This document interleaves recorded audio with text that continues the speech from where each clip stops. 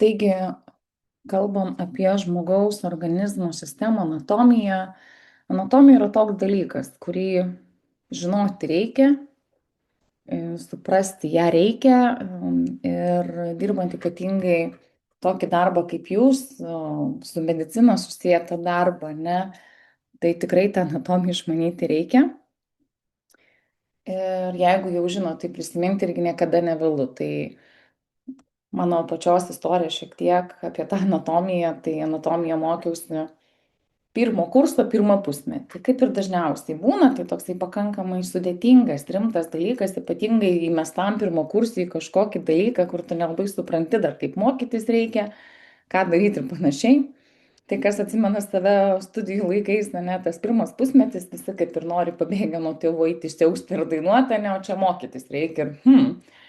Tai lygiai taip pat anatomija taip yra toksai kirvis. Tai arba tu mokysi išsilaikai ir eini toliau, arba tu galiausiai kažkaip gali būti, kad baigsiu universitetą, bet aš nebuvau iš tų, aš anatomiją išlaikiau, bet aš išlaikiau ją, prisipažinsiu, iškaldama, nes nemokėjau aš jo suprasti. Aš supratau realiai anatomiją tik tai jau pradėjus dirbti po truputį, įsivažiuojant į praktikas. Tada tik supratau, kad visos sistemos yra susietos, kad rankos pakėlimą pradžiai reikia įsivaizduoti, atlikti, tai tada pradėti galvoti, kokie raumenys įsijungia ir einant per visą kūną neišsiaiškinti, nes kai aš atsiskaitinėjau raumenys, aš juos tiesiog buvau iškalus, aha, čia kaip pavyzdys žasto lenkimas, tai čia tas, aha, pasižiūri į tą ranką iš bėdos, aišku, pusė raumenų neatsiremini ir panašiai, bet sakau, tik tai dirbdama sugebėjau suprasti, kaip anatomija veikia, kad tai yra didžiulė bendra sistema ir panašiai, kad vienas raumuo niekada nedirbs, tai kad dirba grupėje, ne, arba lygiai taip pat, kaip mūsų visa bendra sistema dirba kartu. Tai apie ką čia ta anatomija, ne kas tai yra per daiktas, tai pradžiai šiek tiek anatomijos istorijos. Atsiprašau, tai anatomija realiai kas tai yra mokslas. Mokslas yra apie žmogaus kūno sandarą, formą, struktūrą, šių struktūrų vystimas ir atliekamas funkcijas drauge, kartu ir atskirai.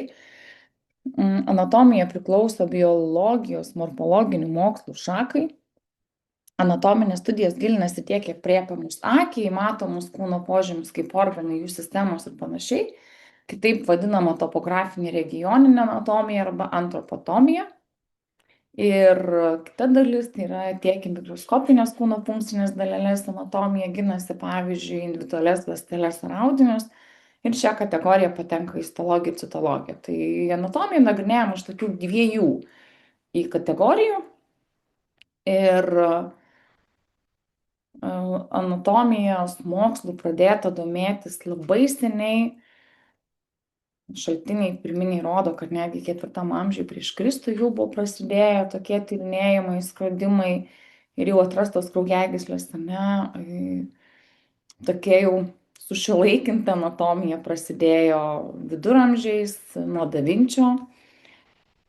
Tai Da Vinčis ne tik, kad išradimus kūrė ir piešė, ne, bet ir anatomija labai domėjosi. Jis beje vienas pirmųjų, kuris portretą piešė jau atitikdamas anatominį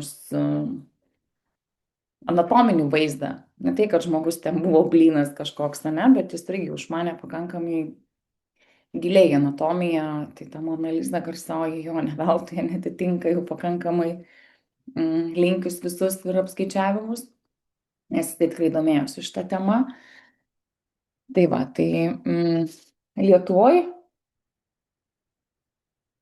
anatomijos ištakos siekia 1776 metus, bijau apgaudot panašiai, kai į Lietuvą pradėjo važinėti prancūzai ir italai ir mokslininkai. Tik tai dėja karjera Lietuvoje truko neilgai, nes 1825 berods buvo išnaikinta visa anatomijos katedra ir atgaivinta tik tai jau po pirmojo pasaulinio karo, vien irgi caras nusprendė, kad ne. visas anatomijos žinias ir anatomijos muziejus buvo perkeltas į Kijevą iš Lietuvos, ir sakau, tik tai po karo vėl universitetuose prasidėjo didesni tyrinėjimai dėl to, kad buvo leidžiama tą daryti. Tai va, tai čia šiek tiek istorijos, ne, o ir kaip ir nuo ko kalbėjau prieš tai, ne, tai anatomija prasideda nuo pačio smulkiausio audinio dalelės, ne, tai nuo ląstelės. Ir mokslininkai dažniausiai ir ją tyrinėja, ir genų inžinierija, ir visa kita, kaip sugeba lysti į ląstelę, ne, tai aišku, tai yra be galo smulkus reikalas, be galo maža ta dalelė yra, bet šiuolaikinis pasaulis leidžia įsiterpti netgi ir ją, šiuolaikinis mokslas, ne, ir netgi ląstelio, tai jeigu lotyniškai tai yra celula, ne, ir jeigu celulą verčiant į lietuvių kalbą, tai būtų kaip ir tokia nedidelė patalpa, nu tai labai mažytė patalpa. Ir kas ta ląstelė, jeigu kalbėti iš to apibrėžimo, ne, tai yra gyvų organizmų struktūrinis vienetas, gebantis savarankiškai egzistuoti, vystytis ir daugintis. Tai atsinaujinti, daugintis, kilti, žūti ir panašiai, tai jis tą gali daryti savarankiškai. Ir manoma, kad suaugusio žmogaus kūnas sudaro apie 100 trilijonų ląstelių skirstomų į 220 tipų. Tai jeigu kas labai neturite laiko, tai gali pabandyti suskaičiuoti, kiek čia laiko užtruktų per 100 trilijonų suskaičiuoti, aš atvai sakau, neįsivaizduoju, kas tai per skaičius. Tai va, ir ta ląstelė turi savo sandarą, daugybę dalelių, sienelių, branduolėlių, mitochondrijų, citoplazmų panašiai. Tai apie viską nuo pradžių. Ir ląstelės irgi yra skirstomos į dvi grupės. Tai yra eukariotinės ląstelės arba dar kitaip vadinamos gyvūninės ląstelės. Ir jos yra daug sudėtingesnės, jų genomas nuo likusios dalies atskirtas dviguba membrana. Tai yra pagrindinis bruožas, jeigu reikėtų, pavyzdžiui, atlikinėti testą ir išsirinkti, kuri ląstelė yra eukariotinė, kuri prokariotinė, tai jeigu atrastume dvigubą membraną, tai iš karto rodo, kad ląstelė yra gyvūninė. Arba prokariotinė ląstelė. Tai pavyzdžiui, bakterijų ląstelės yra smulkios, jų branduoliai nėra atskirti ir tai rodo, kad tai yra prokariotinė ląstelė. Tai va, tai prokariotinės ląstelės sandara yra pakankamai paprasta, lyginant su eukariotinės ląstelės sandara. Ir pagrindiniai komponentai tai realiai yra tiesiog citoplazma, terpė, kurioje vyksta visos gyvybiškai svarbios cheminės reakcijos ir kaupiamos maisto medžiagos. Tai kas stebita, ne, tai citoplazma yra va tas mėlynas skystis, nu, tokie kaip kažkokia terpė, kurioje ir vyksta visi mainai, reakcijos ir panašiai. Ne, ir ją dengia plazminė membrana.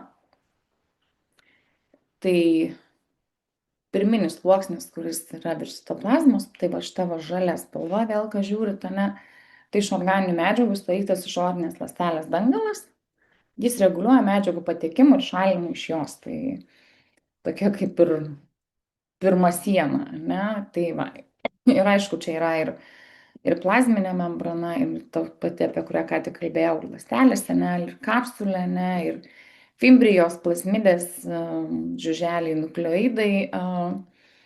Tarsi sandara yra tikrai ne vien iš 2 dalių sudaryta, ne, bet bendroji sumoji tai nėra labai sudėtinga, už tai bakterijom priklauso, ne, nes bakterija yra tikrai paprastesnis variantas negu žmogaus ląstelė, ne, tai va tiesiog labai trumpai apie ją.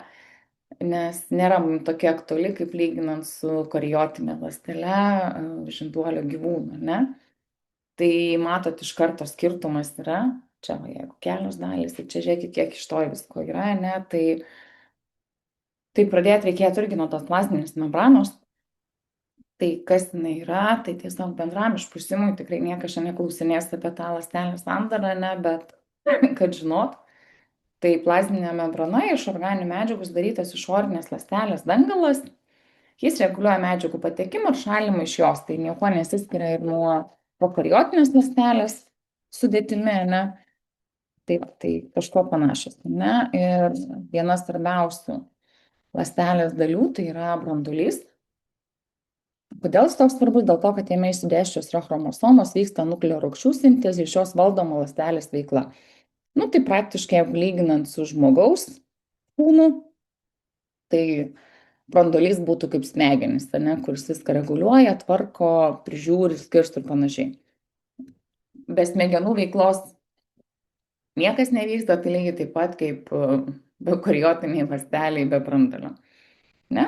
Aha, taip pat yra ląstelė ir chromosomos, kurios yra sudarytos iš baltymų, deoksiribinamų rūgščių arba dar kitaip vadinami DNR. Ne, DNR yra saugoma visa genetinė informacija, paveldimumas, ląstelės sudėtis, struktūros, laikmenos, skirtingų rūšių organizmas būdingas skirtingas chromosomų skaičius. Ne, tai vėl tai ką reiškia, tai gal ten mūsų chromosomos, nežinau, su kažkuo gal kokia beždžionė ir panašus, ne, bet jų išsidėstymas yra skirtingas, struktūra yra kitokia, todėl mes ir skiriamės vieni nuo kitų. Ne, jeigu žiūrėti vidaus organų DNR sudėtimi, ląstelių sudėtimi, tai,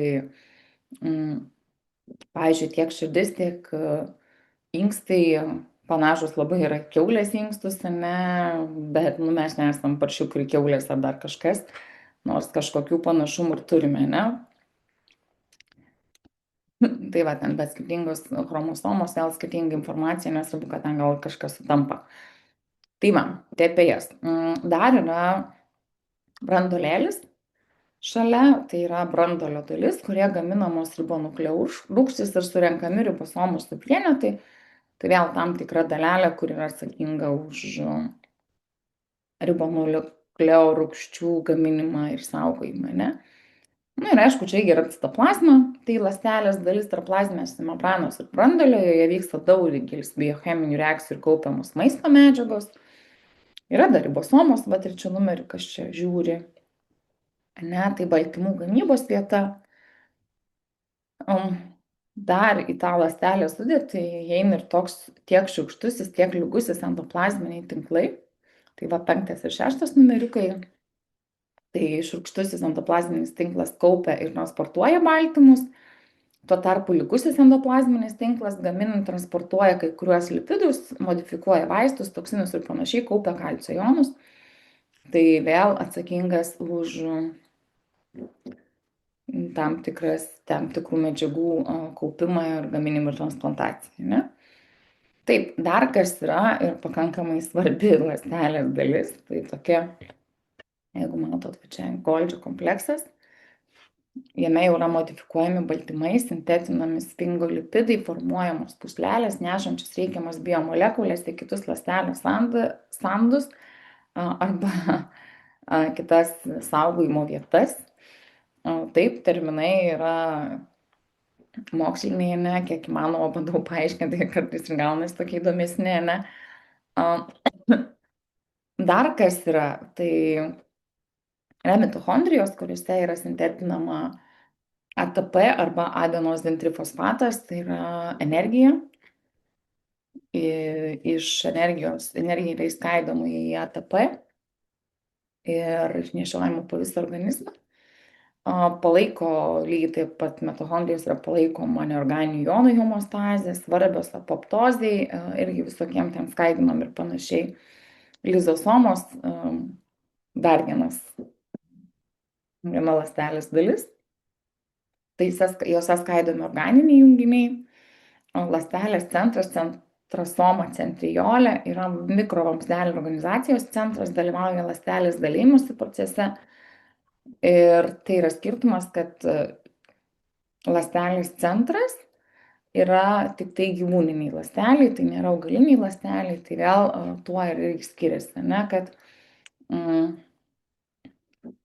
augalo ląstelė irgi yra pakankamai sudėtinga, turinti panašią ląstelės sudėtį kaip ir eukariotinė ląstelė, bet aišku, dar turi ten pakankamai papildomų dalių ir neturi ląstelės centro, tai pagal tai irgi yra skiriama. Tai kaip dabar atsimenu, kai biologiją mokiaus ląstelės sandara, tai buvo trys nupieštas. Eukariotinė, prokariotinė, augalo gyvūnų reikėjo atskirti tiesiog vat, pagal tas dalis, ką vienos turi, ko kitos neturi, reikia išsiaiškinti, kam ten ta ląstelė priklauso. Ne? Tai, kaip sakau, dabar nors tiek metų prabėgo. Tai va, tai ta ląstelės sandara labai trumpai, galėčiau aišku kalbėti apie kiekvieną iš jų minimum po valandą dvi, bet kadangi čia yra tik tai priminimas apie tą visą anatomiją, ne, tai tikrai nežada čia labai išsiplėsti. Gal reikėtų kokį vaiko vadovėlį atsinešti, gal būtų paprasčiau kalbėti, negu tais tikrai tais sudėtingais terminais arba lotyniškais pavadinimais. Tai va, tai audiniai ir kas yra čia per daiktas, ten apeisim tikrai nemažas raumenų grupės, audinius, panašiai, ne, tai apie kiekvieną trumpai. Tai audiniai evoliuciškai susiformavusių ląstelių ir neląstelinių darinių sistemos, kuriams būdinga bendra sandarių funkcijos. Ne? Tai jeigu daugybė ląstelių atlieka plius minus panašią funkciją, tenai susijungia į audinius ir tada sudaro jau atskiras audinių sistemas. Ir audiniai yra klasifikuojami, tai yra pagal mikroskopinės struktūros ir funkcijų ypatybės, tai yra skiriamos 4 audinių grupės. Epitelinis audinys, kurio pagrindinė funkcija yra uždengia ir užkloja įvairius kūno paviršius, kai kurios ląstelės geba sekretuoti įvairius skysčius, tai kaip pavyzdys skrandžio sultis darančias gleives ir vandeninio chloridą. Kitas audinys yra jungiamasis, kur sujungia skirtingas kūno dalis, aprūpina jas reikalingomis medžiagomis, tokiamis kaip kraujas, kaulis, kremzlis, riebalinis audinys. Tada kitas audinys yra raumeninis, kuris specializuotas atlikti susitraukimo funkcijai, kuri leidžia organizmui judėti. Ne? Ir daugelis žmogaus skeleto raumenų, skersaruožiai skeleto raumenys padeda sąmoningai judinti kūno dalis. Tuo tarpu skersaruožių širdies raumuo ir lygieji raumenys veikia autonomiškai, be sąmoningos kontrolės. Ir nervinis audinys, tai pritaikytas generuoti ir perduoti elektrinius impulsus, taip reguliuodamas daugelį kūno funkcijų. Nervai yra išsiraizgę po visą organizmą, šio audinio daromosios ląstelės, neuronai yra ilgiausias žmogaus organizme. Taip, kita grupė tai yra organai. Organai yra sudaryti iš audinių, pritaikytų atlikti vienokią ar kitokią specializuotą funkciją. Ir daugelis audinių tipų dalyvauja daugiau nei vieno organo veikloje. Skirtingose sistemose to paties audinio ląstelės gali skirtis, nes vienaip ar kitaip prisitaiko prie specifinio organo veiklos. Ir organai žmogaus organizme dažniausiai dirba grupėmis ir sudaro sistemas. Dažniausiai, bet ne visada. Tai reikia pabrėžti. Tačiau kai kurių pagrindinių žmogaus organų yra būtini ir juos praradus organizmas iš karto arba netruks nustoti funkcionuoti. Tai čia eina kalba apie porinius organus ir neporinius organus. Tai poriniai organai yra tokie kaip plaučiai, inkstai, šitie, ir neporiniai yra tokie kaip širdis, kepenys, ne tie, kurie yra po vieną. Ir pavyzdžiui, žmogus gali gyventi su vienu inkstu, ne, turės kitą, kuris dalinai galės atstoti, gal ten reikės dializės ar kažko, ne, bet vis tiek jisai galės su juo gyventi. Tuo tarpu be širdies, jau sunkiai. Jau tikriausiai sunkiai išgyventų, ne, tai vėl priklauso tas porinis ar neporinis raumuo. Tai kažkas nutikus širdžiai laiku nepagydžius, o negali būti, kad gyvent žmogus ir nebegalės. Tai va, bandau aš ironizuoti, bet aišku, tikrai nebegalėtų jau be širdies gyventi. Tai va, tai savaime suprantamas kaip ir dalykas. Toliau, kokie yra pagrindiniai žmogaus organai ir ką jie veikia, už ką atsakingi, ne, tai pirmas ir pagrindinis yra smegenys. Tai yra mąstymas, jutimai. Ir ne tik, kad reikia kažką išmąstyti, bet žingsnį nežengsit be smegenų veiklos, piršto nepajudinsit be smegenų veiklos, ne, tai aišku, tik tai mes negalvojam, kaip bus čia, kaip man dabar reikės tą pirštą išties, sulenkta, nes smegenys taip negalvoja, tai yra tiek iš lavėjo judesiai, kad mums nereikia apie juos galvoti, mes tiesiog einam ir darom, nebent ten, nežinau, keičiasi sezonai, Tai vėl iš naujo prisimenam, kaip sniegu vaikščio po ilgo laiko, ne, kaip eiti slidžiu paviršiumi, tai tiesiog gal tada ir būtų ta mintis, kaip čia tą koją padėti ir kuriam vietom, ne, bet jeigu niekas nesikeičia, aplinkybės nesikeičia, tai tikrai negalvojam jau, smegenys tai daro intuityviai, ne. Aišku, plus ir visi mąstymai, atmintis ir panašiai. Dar vienas iš pagrindinių raumenų organų, tai aš jau aptariau, tai yra širdis, ne, ir jinai atsakinga už kraujo varnėjimą po organizmą. Ir jeigu nustotų tą daryti, viskas. Ne, dar vienas svarbus organas yra oda. Ir jis yra pats didžiausias organas, kokį žmogus turi. Labiausiai elastingas. Tai jeigu kas labai mėgsta kryžiažodžius ir bus klausimas, didžiausias kūno organas, tai yra oda, nes jinai dengia viską, apsaugo nuo patogenų ir cheminių medžiagų, temperatūros, vandens pusiausvėros reguliavimas, ar ne, viskas priklauso odai, nes jeigu odos nebūtų, mes būtumėm labai smarkiai pažeidžiami, o jinai realiai saugo mus nuo visko. Tada dar svarbus organai, aišku, svarbus organai yra visi, bet čia yra tokie pagrindiniai. Tai plaučiai irgi neatsilieka ne nuo viso šito, tai plaučiai, aišku, už kvėpavimą atsakingi, tada inkstai, šlapimo surinkimas, hidroreguliacija, druskų pusiausvyros palaikymas, energija atitinka, tada kasa, atsakingų už virškinimo fermentų išskirimą, gliukozės kiekio kraujo reguliavimą, kepenys, gliukozės kiekio reguliavimas, kenksmingų medžiagų skaidimas, skrandis, virškinimas, maisto sandėliavimas, irgi funkcija yra ir tokia. Nu, tai čia jau kiekvienas iš mūsų priklauso, kokio dydžio ten tą sandėlį pasidarysim, ne didesnį ar mažesnį, kaip atrodysim patys, ne didesnį ar mažesnį. Nuo to skrandžio turinio labai priklauso. Ir dar kas prie tų svarbių prijungta, nepagrindų, tai yra žarnos. Žarnos virškinimas, išmatų formavimas, tas pats imunitetas irgi yra visam žarnyne, ne? Ir paskutinis yra kaulų judėjimas, atrama. Tai tokie pagrindiniai žmogaus organai. Kraujagyslės irgi neatsilieka visa kraujo sistema, kraujagyslės, limfagyslės. Šitos tai kraujagyslės atsakingos už kraujo takus po visą organizmą, išnešiojimą, ne, didžioji kraujo arba mažoji kraujo apytakos ratu. Kraujagyslės randamos kelių tipų, tai yra arterijos, arteriolės, kapiliarai, venulės, venos. Randama tokių, ar ne, nuo viena nuo kitos visos kraujagyslės skiriasi ir skirtingų audinių sluoksniais, bet to venos vienintelis turi vožtuvėlius, visos kitos kraujagyslės neturi, išskyrus venos. Štai kartais matosi venose ten tokie, kaip vožtuvėlį užsikemša, tai atranda mazgeliai, ne, tai va, tai tada kas dar įeina, limfagyslės irgi prie kraujotakos, ne, tai dažnai maišoma. Jas, kai labai spėt žinių neturi, ne, bet limfagyslės, jos tik panašios į kraujagyslės, bet jų funkcija yra surinkti audinių skysčio perteklių, apvalantis įmonėmis apvalomus svetimkūnių perteklių, grąžina atgal į kraują.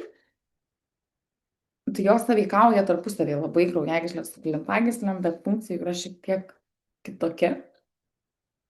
Ir limfagyslės turi savybę pačios susitraukinėti taip varinėdamos savo turinį, užsibaigia jos aklinais galais, vadinamais limfmazgiais, su kraujagyslėmis susijungia ties paraktinėmis venomis, irgi dar tokios irgi yra, bet užteks žinoti, kad jos tiesiog susijungia su kraujagyslėm, tam tokiuose šalia viena kitos. Taip, ir kadangi tiek limfagyslės, jos atsakingos už skysčių perteklius, už tai, pavyzdžiui, jeigu kažkokios operacijos yra operuojami limfmazgiai ar dar kažkas, tai ta limfos gamyba sutrinka, būna žmonės pradeda tint, kaupiasi skysčiai, ne, jiem dažniau reikėtų kojas pakelt, rankas pakelt, vėl priklauso, kur operuota, kaip pavyzdys, ne, po krūtų pašalimo operacijos, jeigu yra paliečiami limfmazgiai, ne, dėl onkologinių susirgymų, tai irgi tą ranką dažnai reikia laikyti pakeltą, mūvėti tam tikras kojinės ar rankovės tokias, ane, kurios reguliuoja limfos tekėjimą. Tai tokių irgi yra ir tai irgi reikėtų žiūrėti, tada jeigu jau tikrai tas skystis kaupėsi, tai atlikti ir masažus ir tam tikrus jau spets pratimus, kad nesikauptų, nes tikrai gali būti bėdų.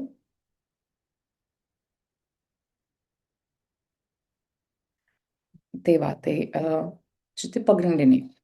Toliau einam prie smulkesnių organų, mažesnių, ne. Tai yra vienas labai svarbus organas, tai yra akis, per kurį mes matom pasaulį, ne, aišku, čia smegenys vėl įsijungia, jos tam tą vaizdą atverčia atgal, nes mes matom pradžia per tą vaizdą, tik paskui smegenys sugeba jį atversti, kad matytumėm tokį, kokį reikia, ne. Ir kad tas vaizdas būtų tiesioginis, tai nervinio audinio pagalba perduodamas, priimamas signalas į smegenis, o nes kūne. Tik tada suprantame, apie ką čia, ką mes matom ir kodėl čia taip visur balta gražu, ne? Taip, kitas tai yra ausis, yra klausos ir pusiausvėros organas, ne? Tai ausis sudaryta iš vidurinės, išorinės ir vidinės dalių, perduoda priimamus signalus į smegenis lygiai taip pat, garso signalus. Ir ausiai reikia sakau nepamiršt, kad yra skystis, kuris atsakingas už pusiausvyrą. Pavyzdžiui, jeigu vėl kažkoks smūgis per ausį per kažką gali žmogui sutrikti pusiausvyrą. Jeigu vėl, pavyzdžiui, pykina vairuojant, važiuojant, mašinai sėdint, ne, tai labai dažnai šitą problemą galima išsigydyti tiesiog akių, galvos judesius suderinus į vieną, nesimaskatuojant, ne, nes kuo labiau tu kaklą judinsi, tuo labiau ten tas pusiausvyrą atsakingas skystis judės ir tuo mums bus labiau nesmagu, pykins ar dar kažkas bus, ne? Tai vestibuliariniam aparate, kuris yra ten tas skystis atsakingas už mūsų pusiausvyrą. Taip, dar vienas svarbus organas yra nosis. Atsakingas irgi organas už jutimus, už uoslę, bet to svarbus kvėpavimo procese. Praeinantis pro nosies ertmę oras užšildomas, kad nepažeistų vidinių kvėpavimo organų, bet to oras apalomas nuo svetimkūnių, kurie prilimpa prie nosies ertmėje esančių ląstelių išskiriamų gleivių. Ir taip mes įkvepiam orą, jeigu taisyklingai kvėpuojam per nosį, įkvepiam per burną, iškvepiam, o ne visada gal kvėpuojam per burną. Aišku, būna tokių situacijų, kai per tą burną tenka pakvėpuoti. Geriau būtų, kad įeitų oras per nosį, jis bus apšildomas ir jau pateikiamas tokio, kokio reikia temperatūros, ne? Lūpos irgi organas. Svarbus yra už temperatūros jutimą, nes tai yra vieta, kur jaučia temperatūrą.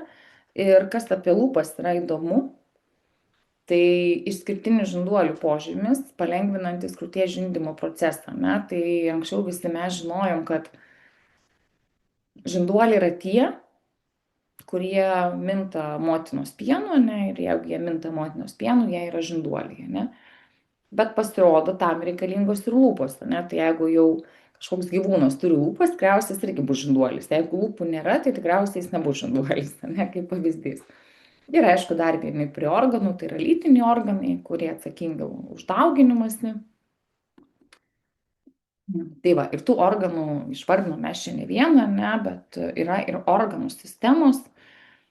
Tai stambiausias apčiuopiamas organizmo sudedamasis vienetas, jeigu imti bendrai, kas yra organų sistema. Ir organų sistemą sudaro organai ir audiniai. Ir visos šios sistemos prisitaikiusios atlikti specifines organizmui būtinas funkcijas. Tai kaip pavyzdys, ne, visi šlapimo šalinimo sistemos organai atsakingi už šlapimo surinkimą ir šalinimą. Tačiau kai kurie organai ir audiniai dažnai veikia daugiau nei vienos organų sistemos veikloje. Tai pavyzdžiui, kaip kasa, ne, jinai yra tiek virškinimo organas, tiek endokrininis organas. Tai vėl nėra taip, kad vienas būtinai darys vieną ir ne ką daugiau. Ne, tai yra irgi bendra sistema ir tiesiog irgi yra pasiskirstę. Ir tų organų sistemų yra tikrai nemažai. Tai organų sistemos yra kraujotakos sistemos, virškinimo, endokrininė, imuninė, limfinė, raumenų, nervų, dauginimosi, kvėpavimo, šlapimo organų, griaučių arba kaulų sistema ir dengiamoji sistema. Tai yra oda ir jos dariniai, tai iš tiek yra organų sistemų. Ir dabar trumpai apie kiekvieną. Tai kaulų ir raumenų sistema. Dar jinai turi pavadinimą atramos ir judėjimų sistema. Ir jos pagrindinė funkcija yra apjungti, tai apjungti kaulus, kaulų jungtis ir raumenis, kad mes tiesiog galėtumėm judėti, ne? Ne tik judėti, bet ir suteikia kūnui formą,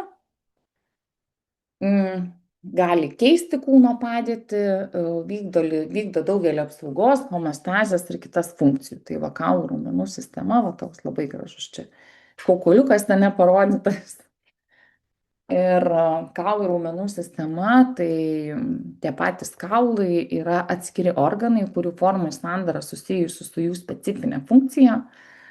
Tai kaulas yra sudarytas iš kaulinio audinio, susidedančio iš kaulinių ląstelių arba dar kitaip vadinamais osteoblastocitais ir tarpląstelinės medžiagos. Osteoblastocitai turi daug ataugų, kuriomis jie susisiekia su gretimų kaulinių ląstelių ataugomis.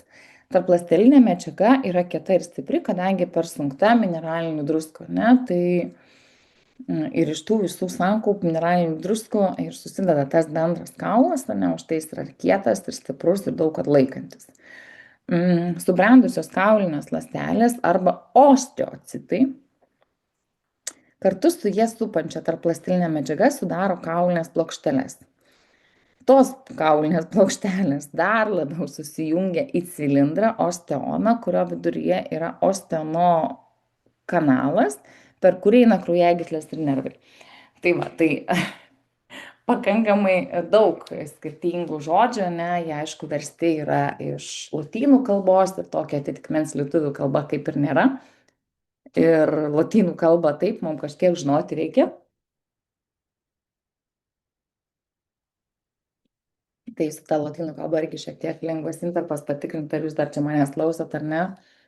Tai aš kai sakiau, aš tą anatomiją egzaminui turėjau užkalti visą, nes nebuvau ten ta labai strupuolė, kuri čia skaitinėdavo pastoviai, ne kiekvieną ten po paskaitos, man reikėjo ir studentę pabūti ir dar mokytis tuo pačiu. Tai aš kaip dabar atsimenu, aš atėjau į egzaminą, man paduoda kaukolės kauliuką, nu ir liepia išvardinti kaukolės ant tas dalis, ant to kauliuko. Vardinu, viskas gerai, plus lotyniškai, lietuviškai. Ir man taip mokytojas sako, nu viskas gerai išvardinai, o kas čia per kaulas? Tai aš galvojau porą minučių, aš viską žinau, aš lotyniškai pavadinimą paskui, jinai sako, lietuviškas pavadinimas koks. Tai aš taip ir nesugebėjau to lietuviško pavadinimą pasakyti, tai buvo pleištakaulis, kiek aš atsimenu. Ir man už tai parašė 8. Sakė, viskas gerai, biškai pervargai, eik dabar mokinkis, suprasti, ta prasme, sako, anatomijo ne tik iškalta, ne, tai kaip dabar atsimenu. Tai už tai ta lotynų kalba mum dirbantiem yra daug paprasčiau, tai yra labiau susikalbama negu tie lietuviški vertimai, bet reikia žinoti tiek tą. Tai va, dabar apie tą pačią kaulų sandarą, ne, ten kas šlaunikaulį matot? Ir kiekvieną kaulą sudaro tankioji ir aktyvioji medžiaga. Tai vėl kas su manim ir žiūrit kartu, ne, tai tankioji yra substancija kompakta, arba kito yra substancija spongiosa dalis medžiaga, tai irgi ieškokite atitikmenų, ne, kur čia galima jas atrasti.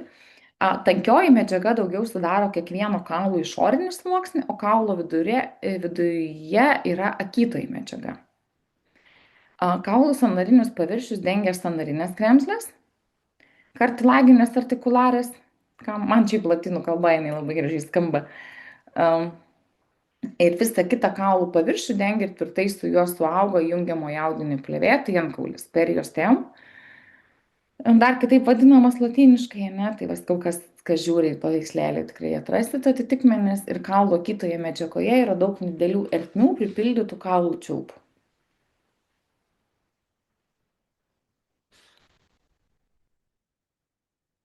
į kaulų tipai. Tai irgi jie yra 4 rūšių. Tai yra ilgieji kaulai, kaulai, kurie yra ilgesni negu platesni, ne, tai ilgi. Trumpieji kaulai, tai tokie kaulai, kurie yra tokie pat platus kaip ir ilgi, vienodai. Plokšti kaulai. Platus plokšti kaulai naudojami apsaugai ir raumenų prisitvirtinimui, juose pagamina daugiausia raudonųjų kraujo kūnelių, tai yra plokštieji kaulai.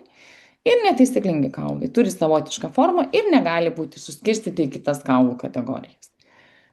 Tai tokie yra kaulų tipai. Dabar skeleto sistema padalinta į 2 grupės. Tai yra ašinis skeletą ir apendikulinį arba pridėtinį skeletą. Iš viso mūsų skelete yra 206 kaulai. Ir ašinis skeletas susideda iš 80 kaulų, kurie sukasi aplink vertikalę skeleto ašį. Tai yra, kaip pavyzdys, kaukolė, šonkulė, krūtinkaulis ir stubras. Ir apendikulinis skeletas tai susideda iš 126 kaulų, kurie yra prijungti prie ašinio skeleto.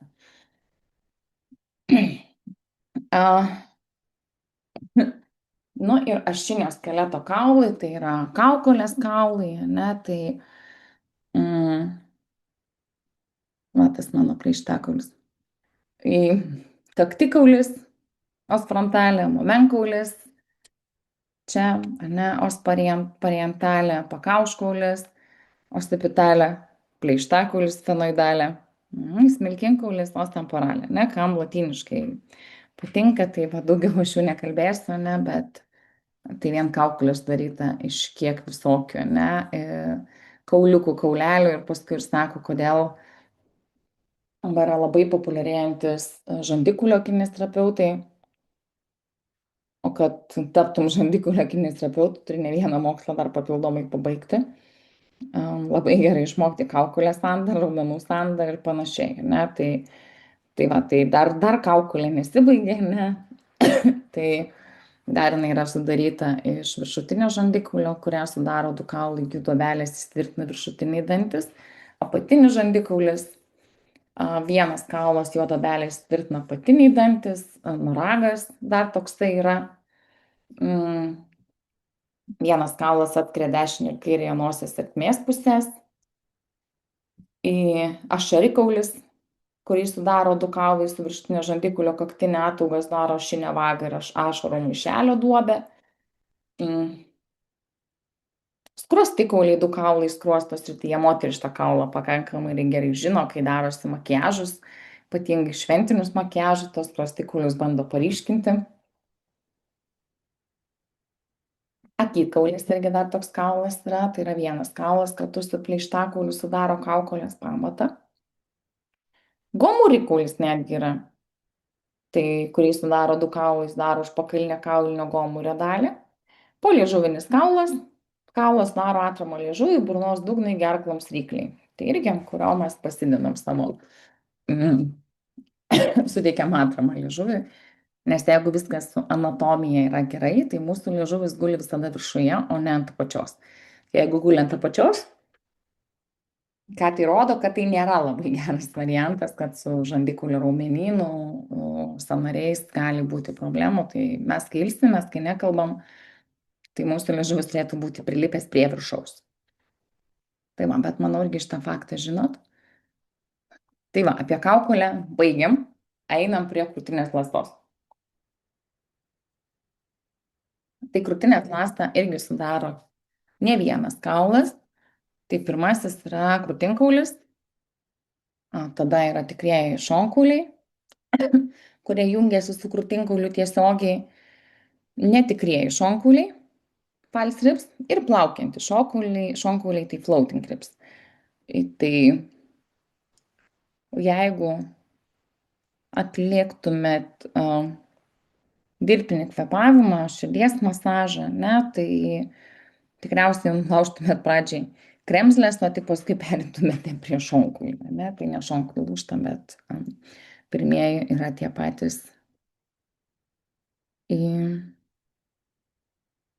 svarbiausi. Tai va, čia Toliau prie šinio skeleto kaulo, aišku, dar prieina stubras.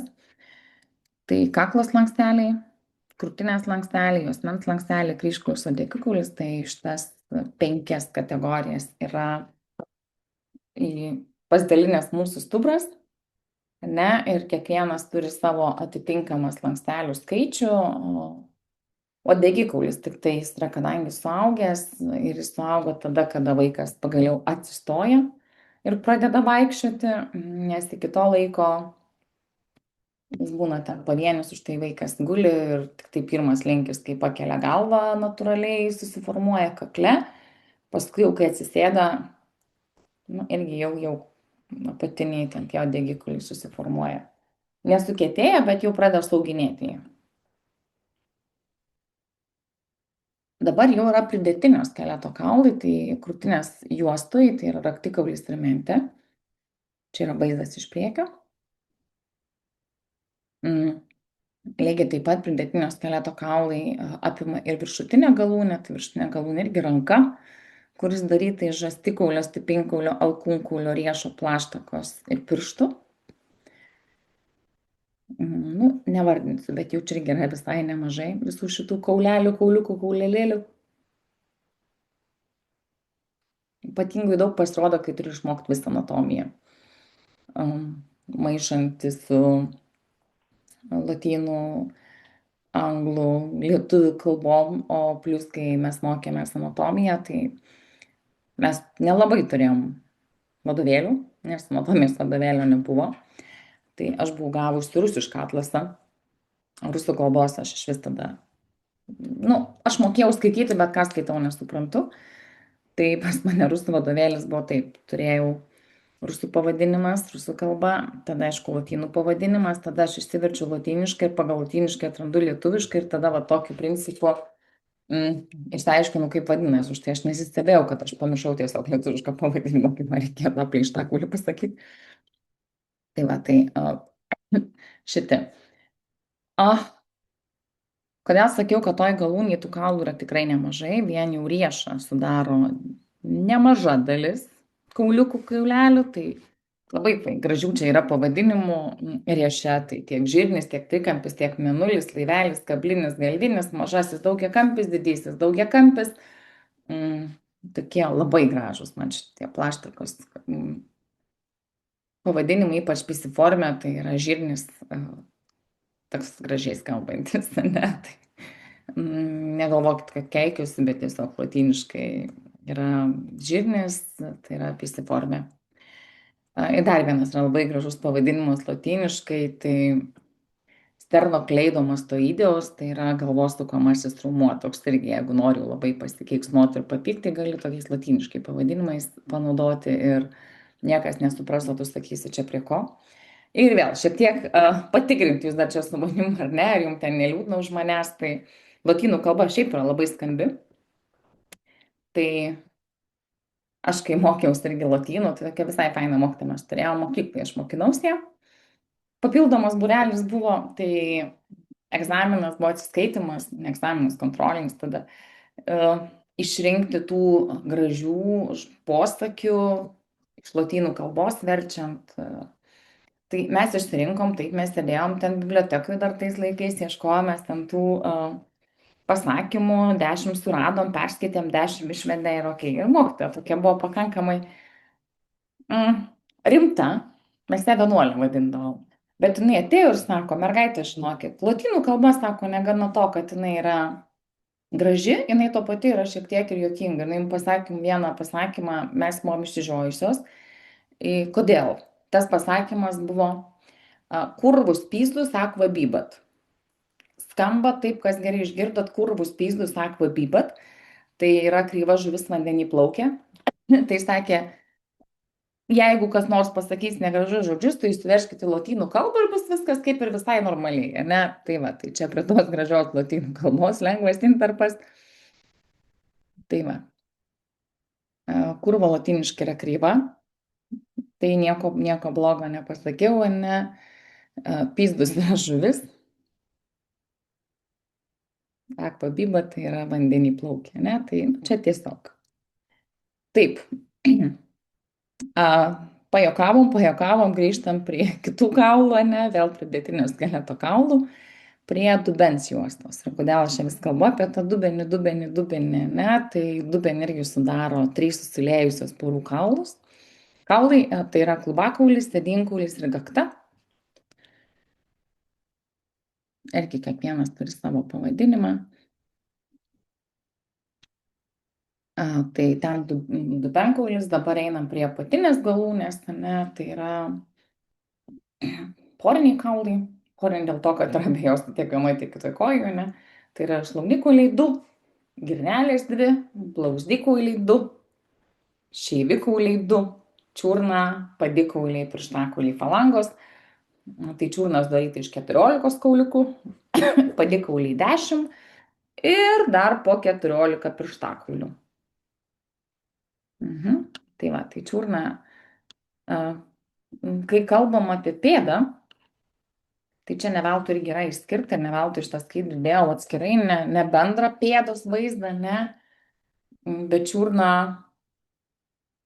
susideda iš atskiros dalies ir kai irgi, pavyzdžiui, praeitą kartą klausėte apie eiseną, tai ten buvo kulnas, pėda, čiurna ir panašiai, ir ne, tai čiurna irgi yra sudaryta iš tam tikrų kauliukų, iš kulnakaulio, šokikaulio, kubakaulio, laivakaulio, šoninio pleištuko, tarpinio pleištuko, vidinio pleištuko. Čia gal netokie jau gražūs pavadinimai kaip su mūsų plaštaka, ne, bet vis tiek visai tokie neblogi. Tai va, tai apie tą ašinį skeletą greitai prabėgom, plius minus, kad susipažinti, tikrai jums tai nereikia tam tų visų kauliukų, ne, žinoti, bet kokia yra pagrindinė ašinio skeleto funkcija, tai yra atraminė. Griaučiai yra tvirti rėmai, apie kuriuos išsidėsto minkštosios kūno dalis. Taip pat viena iš funkcijų yra apsauginė, sudaro kūno ertmės, kaukolės, krūtinės ir kitą bei kanalų, stuburo gyvybiškai svarbių organų talpyklas. Aišku, judėjimo funkcija, kas be ko, ne, tai prie griaučių yra pritvirtinę raumenys, kurie yra atsakingi už mūsų judėjimą. Lygiai taip pat mineralų kaupimo, tai kauluose susikaupęs kalcis, fosforas ir kiti elementai reikalingi daugelio organų gyvybiniai veiklai. Todėl tie mineralai yra matuojami ypatingai vyresnėme amžiuje, ypatingai moterim vyresnėme amžiuje, po menopauziniu laikotarpiu, dėl to, kad vėl tai yra atsakingos tam tikros ligos, kurios gali būti susijėtos su mineralų perteklium arba per mažu, ne, tai apie tai mes irgi dar kalbėsim. Šiandien tiesiog kalbam apie kaulų raumenų sistemą, tai nekvašinsiu aš ten galvos visokiom dar papildomom, bet tikrai apkalbėsim, kas ten vyksta. Kaulų skaičius kinta bėgant amžiui, nes kaulėjimo židiniai tai atsiranda, tai susilieja ir vidutiniškai yra skaičiuojami 206 kaulai, iš jų 200 įprastinių, kanoninių ir 6 klausomieji kaulai, kauliukai, mažiukai kauliukai tokie.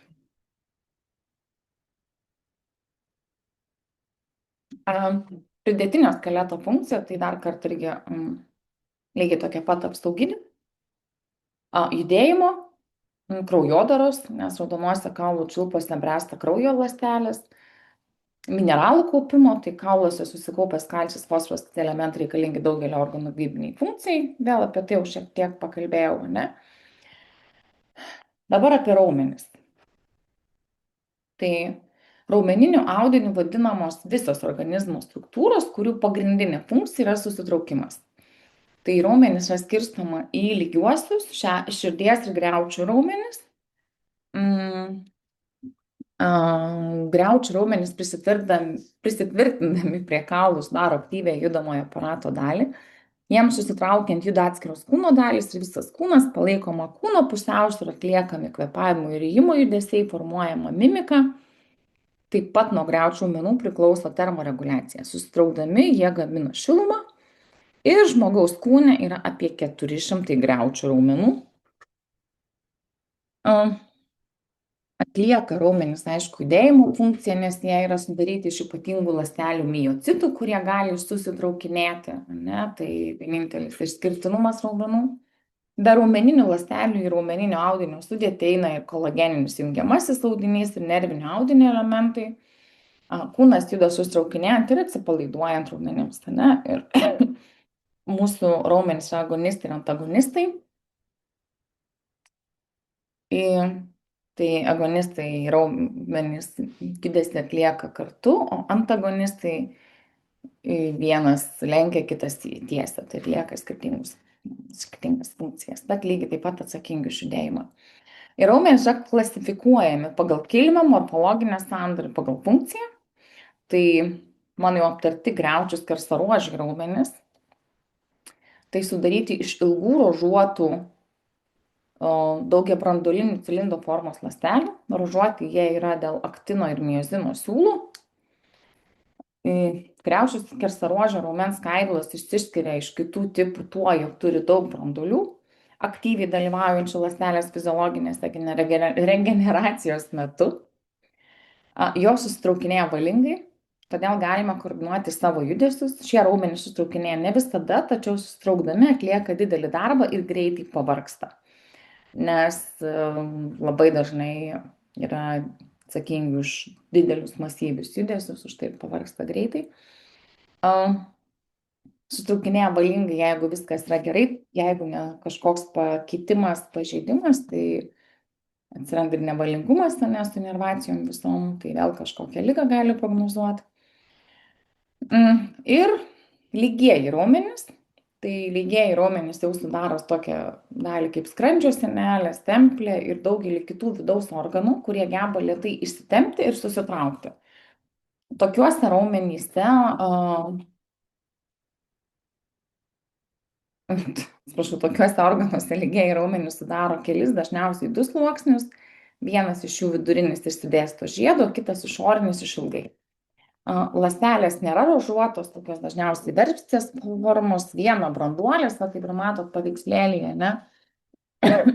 Lygieji raumenys susitraukia ir atsipalaiduoja lėtai, o susitraukia gali išlikti nuo keleto valandų iki keleto parų. Na, tai už tai vėl. Jie yra mažiau atsakingi už judesius, ėjimo judesius, ne judėjimo judesius. Jie daugiau atsakingi, sakau, už vidaus organus. Susitraukinėja jie nevalingai, todėl negalima sąmoningai priversti savo vidaus organus atlikti kokį nors veiksmą, ne? Taip pat praktiškai negalima pasipriešinti, kai prasideda, pavyzdžiui, koks nors vėmimo procesas, kaip pavyzdys, ne? Jeigu jau pradėjai, tikrai nebaigsi kaip sugalvoji, ne? Jau čia raumenys atliks savo darbą ir jau jie vadovaus tavo, ne? Tai va, tai čia dėl to. Toksai išskirtinis raumuo tai yra širdies skersaruožis, turintis tiek ilgųjų, tiek griaučių skersaruožių raumenų savybių, bet tai nėra skirtingų ląstelių mišinys. Tai ta prasme, ten labai glaudžiai susiję vienas su kitu. Sudarytas iš ruožuotų vienabranduolių ląstelių, kurios šakojasi jungiasi viena su kita įterptinėmis plokštelėmis ir taip sudaro tvirtą, vientisą raumens masę miokardą. Atstatomoji miokardo regeneracija nevyksta, galima tik viduląstelinė regeneracija. Ir širdies raumuo susitraukinėja nevalingai, tačiau griežtai kontroliuojant ir reguliuojant parasimpatiniai nervų sistemai.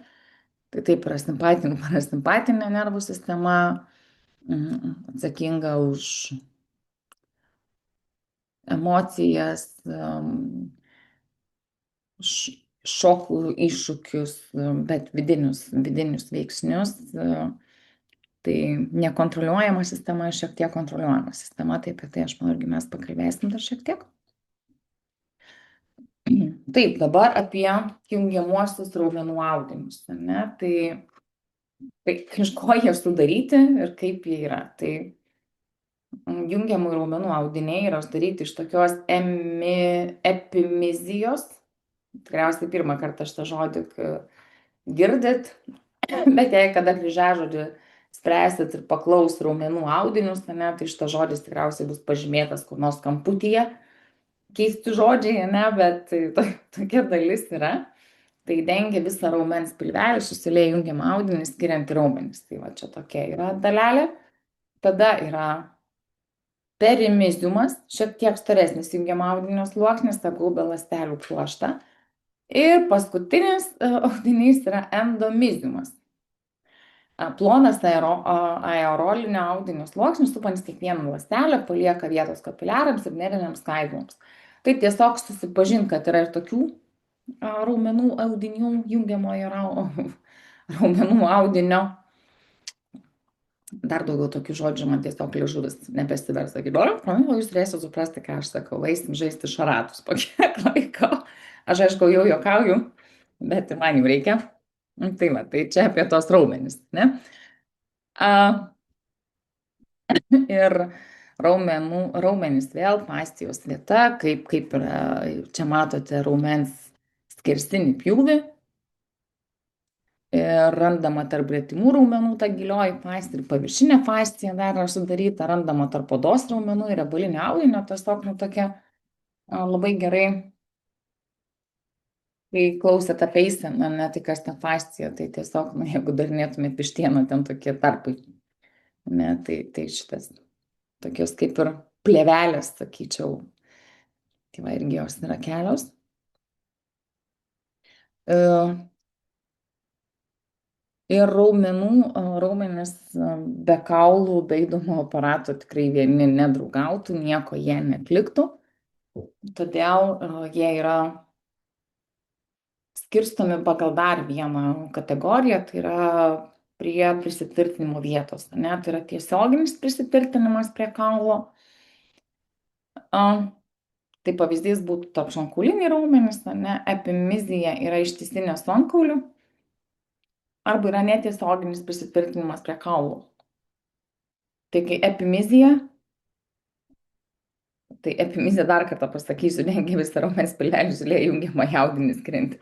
Raumenis, tai netiesioginis kaip epimizija, tęsiasi kaip sausgyslė arba po neurozės susiliejant į vienkaulį kaip perforuojančios skaidulos, dvigalvis žasto raumuo arba pilvo raumenis. Prisitvirtinimas prie dermos dar vienas iš tokių prisitvirtinimo vietų, tai yra gali būti ir taip jie.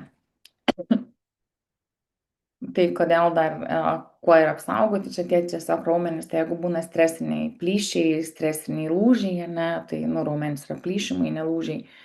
Tai pirmas suplėši sausgyslę, prieš atplėšdama sausgyslę nuo raumenų ar kaulų, tai tiesiog dėl apsauginės funkcijos irgi jie tvirtinasi. Taip, kiekvienas save apsaugo, net raumenys. Taip, ta raumens sandara, net irgi yra sudaryti iš kelių dalių. Tai yra iš raumens pradžios prisitvirtina pradžia, tai prie nejudančio raumens galo, ne, pilvas, tai yra storiausia raumens dalis. Ir įterpimas yra prisitvirtinimas prie judamojo raumens galo, ne, tai kaip pavyzdys, jeigu aš tempsiu čia žasto raumenį, ne, tai matos tas kalniukas, ne, tai vėl yra pradžia, pilvas, įterpimas, tai prie kažkokio kito raumens prisitvirtinimas. Kokių būna to raumenų? Apie raumenis taip, čia nemažai pakalbėsiu šiandien, ne, bet jie yra pakankamai svarbus, nes be raumenų mes nelabai ir judėtumėm, o kažkokiam raumeniui kažkas nutikė. Jeigu nutiktų viskas, mūsų visas judėjimas apsiverčia aukštyn kojom, pamirštam kaip vaikščiot, ką daryti ir kaip toliau ir panašiai, ne? Tai raumenys yra pagal formą skirstomi, tai yra į suaugusius raumenis, stori viduryje ir smailėjantis galuose, tai va kaip tas pats mano ką tik rodytas dvigalvis žasto raumuo. Konvergencinis raumuo, tai platus iš pradžių ir siaurėjantis iki siauresnio galo įterpimų į antkaulį.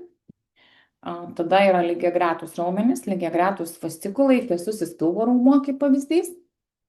Cirkuliarūs raumenys, elgiasi kaip sfinkteris, apvalūs raumenys, žiedinis burnos raumuo, tai va čia viršuje parodytas.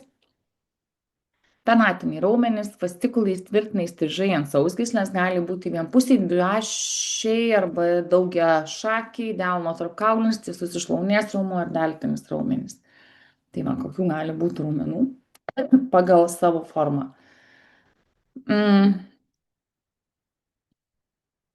Ir kaip ir minėjau, tai raumenys yra dar skirstomi į agonistus, sinergistus, antagonistus arba fiksatorius. Tai pagrindinis judesys arba agonistas, tai sukuria didžiąją dalį, jėgos dalį. Ir jeigu raumuo atsiranda šalia padedantis raumuo, tai tas raumuo tampa sinergistu, stabilizuoja šalia esantį sąnarį, keičia vykstančių judėjimo kryptį, ne? arba antagonistai raumenys. Tai priešinasi pagrindiniam judesiui, neleidžia per daug judėti ir susižaloti, ne? Dažnai antagonistai būna su fiksatoriais, kurie neleidžia dėti kaului, prie kurio pritvirtintas pagrindinis raumuo. Tai, kaip ir minėjau, tas pats raumuo gali būti tiek antagonistų, tiek agonistų. Tai agonistas, va kaip pavyzdys, ne, kad ištiestumėt koją, turi įsijungti šlaunies raumenys ir blauzdos raumenys priekiniai, ne? Tai padeda, kad sulenk koją, man vėl įsijungia nugarinis blauzdos raumuo ir apatiniai šlaunies raumenys. Aiškiai, jie atlieka vien tą patį veiksmą, ne? Bet jeigu man ten reikia vieną sulenk kitą išties, gal kaip pavyzdys kokiam įdomesniam pratimui, tai tas pats jau šlaunies raumuo, kuris lenkia, bus priešingas blauzdos raumeniui, ne? Tai nenoriu aš kalbėti ant tais labai jau terminologiją, nes sudėtingai visą tai skamba ir skamba lotyniškai labai daug, tai neapkrausti jau užtenka ten tų keistų pavadinimų, kuriuos šiandien išgirdote.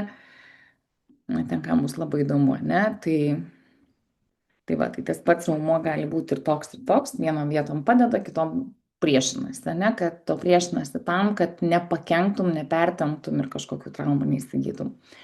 Tai va, tai čia turim mentę su žastu, pečiu ir su žastu, koordinuotų raumenų veiksmų pavyzdys, ne? Tai pavyzdžiui,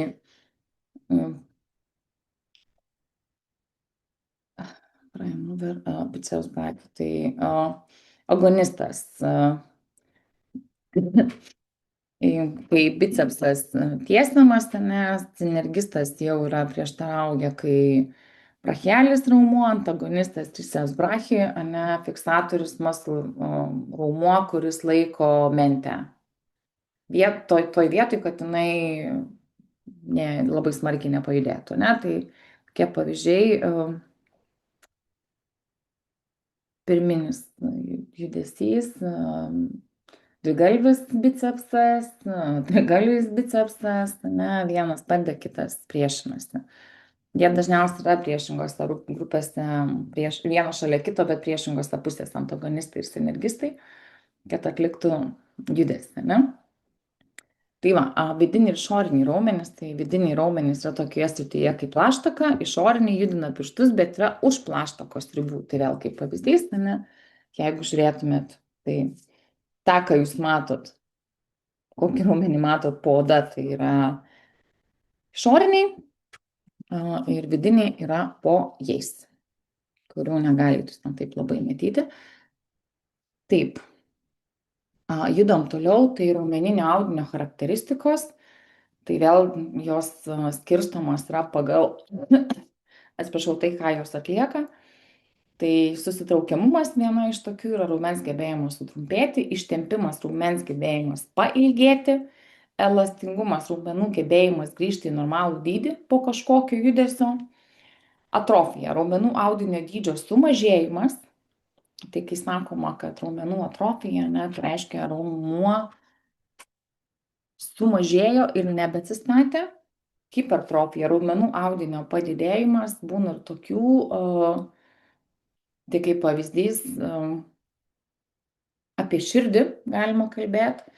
Hipertrofavusi širdis tai gali būti dėl dėl kelių priežasčių. Tai pavyzdžiui, aktyviai sportuojančių sportininkų širdis dažniausiai hipertrofuotos, bet jos yra prisitaikiusios prie krūvio ir tiesiog pastovi treniruojamas, kardio treniruotės ir visa kita, ne, jin tiesiog padidėjo. Ir jeigu ten kažkiek laiko, ilgesnį laiką nesportuotum, tai gali grįžti į pradinę būseną, ne? Jeigu negrįžtų po kiek laiko, tai jau vėl vadintamų šiek tiek liga, jau reikėtų įsikišti medicinai. Tada dėl ko dar gali hipertrofuoti įgimimai per dideli kažkokie, gali būti kažkokios nelaimės priežastys, kur hipertrofuoja, nežinau, koks nors gaisro metu prisiuostomas smalkėm, tai gali turėti įtakos širdžiai, ne, nes dėl deguonies pernešimo. Tai vargiai gali hipertrofuotis dėl kelių priežasčių, ne? Kartais specialiai mes bandom dėl sportinių rezultatų, kad labiau kraują varinėtų, ne? Kartais nu, ne taip natūraliai gali pabūti. Taip. A, ir raumenys yra valdomi nerviniu audiniu ir maitinami kapiliarais. Ne, tai stipjaukit pirštuką, rasit jūs ten kokį mažą raumenuką, bet žiūrėkit, kaip iš jo kraujas tekės, nes vėl yra pilna kapiliarų aplink juos, kad atneštų maisto medžiagas, ne, ir viskas ten būtų gerai su jais. Taip, raumenų susitraukimai. Tai čiagi matot raumenų ląstelę. Raumenims susitraukti reikalingas nervinis signalas, ateinantis iš CNS, centrinės nervų sistemos. Ne, ir jeigu to signalo nebūtų, mes net kojos nepajudintumėm, realiai net nesumriksėtumėm, ne, kol šiaip nejaučiam, nežinau, gal kas jaučia, kaip mirksit, aš tai ne. Juokauju.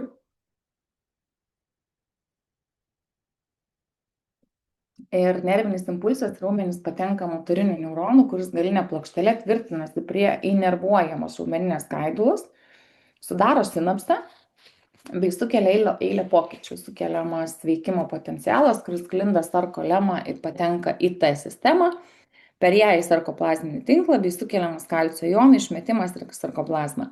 Nu, kaip ir minėjau, kas domisi neurologiniais ryšiais, tai tikrai yra ne vienas ir ne du filmai išleisti, kaip nervinės skaidulos susijungia vienas su kita, su elektros iškrova sinapsiniais ryšiais ir tikrai labai įdomu žiūrėti.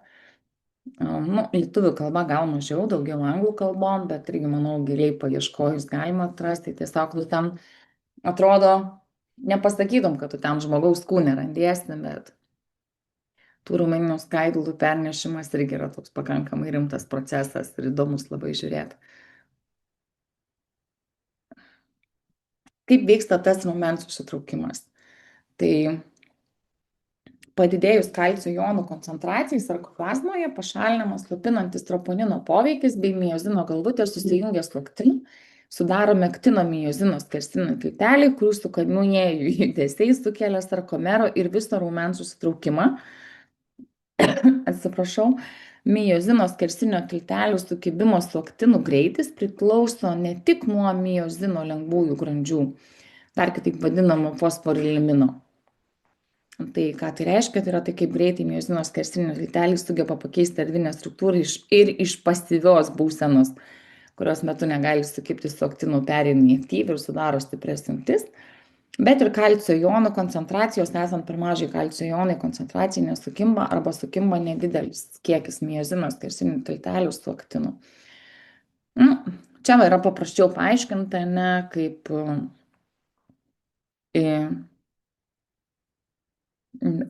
susitraukia skaidulos, kaip iš vienos vietos į kitą pereina aktinas, ne, prasiskiria ir tas raumuo išsiplečia. Nu, sakau, paaiškinau, bet kas suprato, tas kažkam įrašą gal reikės atsiųsti, tai galėsit perskaityti iš naujo, ne? Tai va, kaip raumenys atsipalaiduoja, ne, tai manoma, kai kalcio jonai sukimba su baltymu, parvalbuminu, kam labai įdomu, esančių sarkoplazmoje ir per kalcio jonų siurblį, ten yra tokie siurbliai mūsų raumenyse, grąžinami sarkoplazminį retikulumą, ten iš kur buvo išskiriami ląstelėje sumažėjus laisvų kalcio jonų koncentracijai, po miozinas užblokuoja aktyviasias aktino vietas ir jei tarp miofibrilių yra pakankamas adenozintrifosfato arba ATP kiekis, raumuo atsipalaiduoja, ne? Tai ATP tai yra energija. Jeigu yra pakankamai energijos, ne, tai raumuo atsipalaiduoja. Kuo daugiau sarkoplazmų yra parvalbumino, tuo greičiau atsipalaiduoja raumuo. Raumenų struktūra irgi vėl kaip parodyta, tai skau daugiau žiūrėkit, kas žiūrit į paveikslėlį, ne, mažiau kreipkite dėmesio į tekstą, nes paprasčiau žiūrint į paveikslėlį, negu skaitant ant tuos keistesnius pavadinimus, ne, bet aš lygiai taip pat mano egzaminas buvo, kai dabar atsimenu universitete vargiai va šiti paveikslėliai, reikėjo paaiškinti, kaip ten kas eina, kaip kalcio jonai, kalcio molekulės juda į kokį siurblį patenka, tai kol dabar realiai tu tiesiog turi bendrą suvokimą, o tada tu viską bandai iškalt ir tas iškalimas, nu, jis neina ilgai tol, kol tu neatsisėdi ir nepradedi mąstyti. Tai mąstyti aš pradėjau ketvirtam kurse prieš išvykstant į savo Erasmus į Suomiją. Tai irgi praeitą kartą, kai žiūrėjote apie eiseną tas paskaitas, tai mergaitė minėjo apie Skurvydą, apie profesorių Skurvydą ir jo paskaitas. Tai man jo egzaminų reikėjo laikytis anksčiau, nes aš važiavau prieš sesiją į Suomiją, man reikėjo išlaikyti egzaminus. Tai kaip dabar atsimenu, o jisai va apie visus šitus judesius, apie raumenis, atsipalaidavimus, tai čia buvo jo pagrindinės temos. Tai aš atsisėdau rašyti egzaminus, man davė kažkokią užduotį ir taip sėdžiu, žiūrėjau, aš parašiau, jis man tai perskaitė, aš sako, tu man tiesiog savai žodžius viską paaiškink. Ir tada jis man tiesiog paaiškino, kaip reikia mąstyti, ne? Tai skurgi, žiūrėkit, paveiksliuką bus paprasčiau negu klausyti čia tų visų aprašymų. Tai kaip vyksta tas raumens sustraukimas, tai sustraukimas ir atsipalaidavimas yra du skirtingi atskiri procesai. Raumens sustraukimo jėga priklauso nuo miozdino skersinių tiltelių sukibimo, aktinų jėgos bei kiekio raumenims atsipalaidavimo greitis nuo kalcio jonų siurblio efektyvumo, parvalbumino bei ATP koncentracijos raumenyse, energijos koncentracijos kiekio raumenyse. Taigi, kad raumuo išvystytų didelę jėgą, kad galėtume pakelti kuo didesnį svorį, turi tuo daugiau ir kuo greičiau miozino skersinio tiltelių sukibti su aktinu. Tai viena yra iš būtinų sąlygų siekiant išvystyti kuo didesnį jėgą. Kita sąlyga - greitas raumenų atsipalaidavimas, ką tik minėta kalcio jonų koncentracijos dinamika atsipalaidavimo metu bei pakankamas ATP kiekis užtikrina greitą raumenų atsipalaidavimą. Skurto profesoriaus Skurvydo paskaitos buvo apie greitosios skaidulos, lėtosios skaidulos, tai pusę metų mes apie jas mokinomės. Labai daug tyrimų atlikinėjom, šuoliukus, bėgimus, lėtus ėjimus, kad tiesiog išsiaiškinti, fiksuoti ir matyti. Tai va, tai šitas. Judam toliau.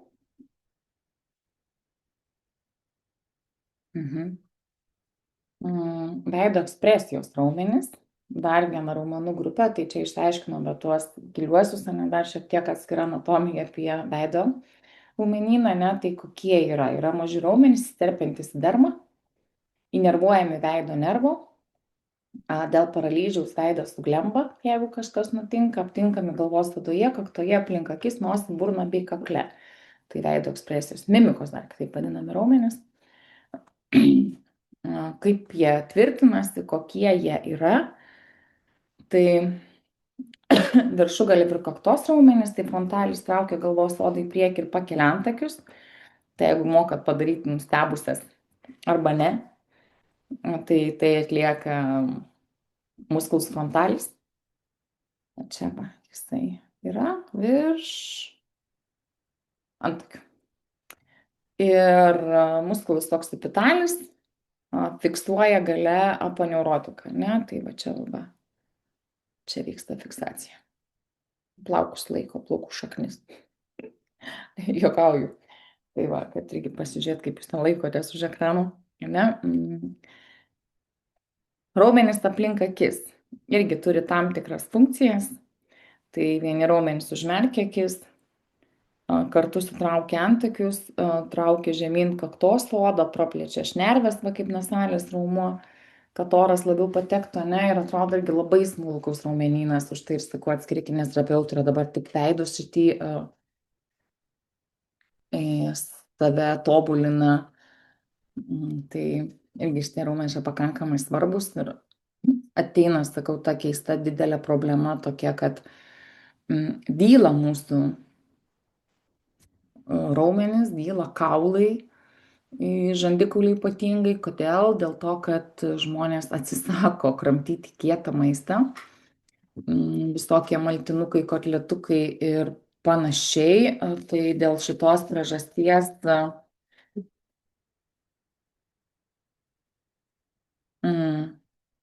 pradeda skaudėti sąnarius, visokie atauginimai ir taip toliau ir panašiai. Apie raumenis irgi yra, jeigu mes jų nenaudojam, ne, naudojam ne pagal paskirtį, dažnai būnam susiraukę, tai žiūrėk, atsiranda raukšlės, ne, bet šiais laikais visko yra ir kartais žiūri į moterį nelabai supranti, kiek į metų, nes ten viskas temta, patemta, ištemta, ne, ir papūsta. Tai labai jau didelis yra kultas veido raumenų plastikoje, ne? Kai paskui galiausiai prisidirba mergaitės tiek, kad žiūri, kaip ir turėtų būti nustebus, o vis tiek žiūri tokiom stikliniam akim, ne, kur veido mimika nebejuda. Tai puikus pavyzdys, nieko blogo, nieko prieš tą aktorę neturint, ne, bet Nikolė Kidman kažkada buvo jau labai pasižaidusi, kur jau visiškai be mimikų buvo.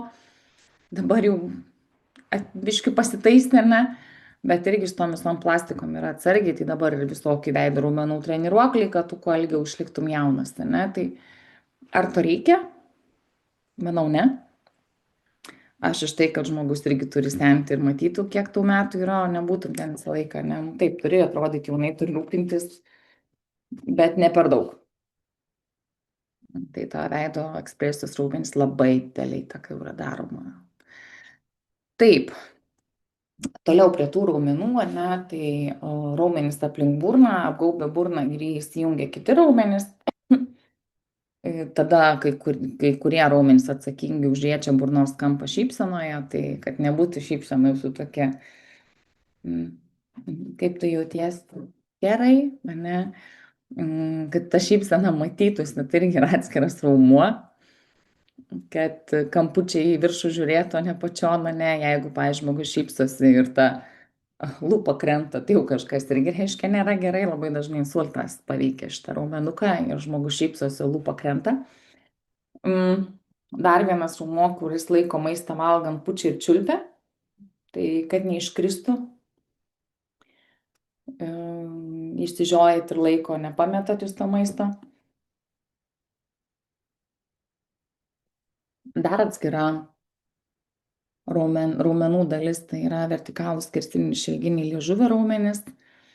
Jie jungia liežuvį su poliežuviniu kaulu, gomuriu ir smakro vidiniais raumenim. Liežuvis perkelia maistą ant dantų ir stumia į ryklę. Tai jeigu irgi šitą funkciją sutriktų, ne, žmogus negalėtų nuryti, jam reikėtų ar tai švirkšti maistą, ar tai duoti tik trintą maistą, ne, nes negalėtų jis jo nustumti į ryklę. Lygiai taip pat yra ir kramtymo raumenų. Tas va pirmas paveikslėlis, nu toks kaip šiek tiek iš siaubo filmo atrodo, jeigu mes tik raumenis pa žmogui paliktume mane, tai kramtymo raumenys irgi yra keturi, tai prasideda kaukolė ir tvirtinasi į apatinį žandikaulį, temporalis ir master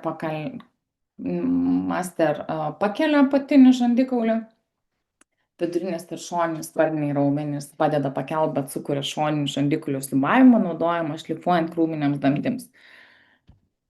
Tai va, netgi tokių raumenų yra. Šiaip aš pati labai domėjausi ir vis dar domiuosi žandikaulio raumenim, kaip padėti žmonėm, kurie turi sąkandžio problemų. Tai vis dar esu tuose mokymuose, ilgi 2 metų mokymai, labai daug informacijos. Lietuvoje yra tik tai maži kurseliai, bet norint išsilaikyti visą šitą, tai man dar liko kitais metais, aš lapkritį baigsiu. Tai mokusiu pas Estę. Tiesiog dėl modelio kalnas medžiagos, daugiau, aišku, nuotolių, ten kelios paskaitos per metus su egzaminais atsiskaitimais, bet ir platformom su viskuo, tai irgi sakau, domiuosi šitais, tai plius minus bandau išmokti aš tą anatomiją, suprast, kas vyksta, visų burnas jau iščiupinėta, patikrinta, ne, tai labai įdomi terpė. Labai mane vilioja, visai, ką man iš manęs juokės, pažįstami, sako, tau vieną dieną kas nors tos pirštus nukąs, bet tiesiog suprantu, kad didelė problema dabar yra veido raumenų spastiškumai, sumažėjimos amplitudės ir panašiai. Jėgos pasipriešinimai ir visi kiti. Tai va, ryjimo raumenys irgi yra tokie. Tai raumenys praveriantis burną, praplečia ryklę rymo metu, pakelia poliežuvinį kaulą, pakelia garklas, uždaro angerklio, ne? Tai tam tikrai raumenys, aš jau nevardinčiau tų lotyniškų pavadinimų. Dar prie raumenų yra ir kaklo trikampiai vadinami, ir yra du trikampiai. Matot, kaklas labai gražiai padalintas, ne? Tai priekiniai trikampiai raumeninis, miego pažandinis virš poliežuvinio kaulo, kas atitiktų šalia parašytus lotyniškus pavadinimus ir užpakaliniai trikampiai, tai yra pakaušinis, omaro raktikaulinis. Na ir va tas mano sternokleidomastoideus raumuo, tai yra galvos sukamasis raumuo. Sakau, norėsit pasikeikti, tada sakyk sternokleidomastoideus. Dažnai tą raumenį surakina, jeigu neprasimankštinat gerai. Juokauju, ne? Tai va, kiti kaklo raumenys atsakingi už rijimą, tai yra gerklų sutraukiamieji raumenys, stumia maistą žemyn gerklę, po liežuvinio kaulo raumenys traukia gerklą žemyn, vidiniai gerklų raumenys atsakingi už kalbą, kad viską tvarkingai išsakytumėt ir nieko nepamirštumėt. Mhm. Arba čia liežuvis nebesipintų kaip man. Na, dar viena grupė raumenų, tai yra kvėpavimo skirti raumenys. Tai kvėpuojant jau kaip ir girdėjot, kas ten turi nutikti, ne? Tai judėti diafragmai, išoriniai tarpšonkauliniai raumenys, vidiniai tarpšonkauliniai raumenys turėtų judėti, ne? Ir būti įtraukti į kvėpavimą, kartais mes tą diafragmą pamirštam išjudinti taip, kaip reikia, bet, pasistengsim, ne? Ir kai susitraukia diafragma, daugiau ar mažiau išoriniai tarpšonkauliniai raumenys, tai tada ir atsiranda tas įkvėpimas, ne? Paskutiniu ištraukimas sukelia priverstinį iškvėpimą, tai išorinių tarpšonkaulinių ir vidinių tarpšonkaulinių, ne? Ir normaliam iškvėpimui reikalingas mažas raumenų aktyvumas, todėl mes niekada negalvojam, kas čia veikia kvėpavimo metu ir kaip man dabar reikėtų įkvėpk, iškvėpk. Ne, kadangi tai reikalauja mažų raumens aktyvumų, mažų raumens susitraukimų, atsiprašau, tai mes ir neturim apie galvoti, mes tai darom automatiškai, ne? Ir elastingas audinių atsitraukimas ir gravitacijos jėga sukelia krūtinį iškvėpimą. Iškvėpimui trukdo tik įkvėpimo raumenys, minimaliai jie duoda pasipriešinimą kartais.